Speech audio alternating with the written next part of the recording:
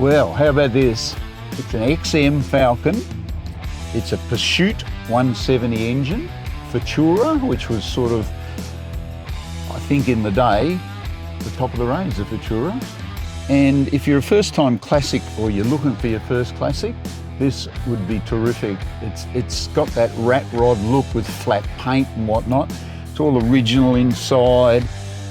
Comes with a workshop manual, original steering wheel, original radio. You know, it's actually a very nice car, but it's a rat rod look. So, you know, as a first-time classic, it would be actually good fun for a family weekend cruiser. So have a look at Gray's classic cars. If you're a Ford person, you got blue blood, this is a good collection car.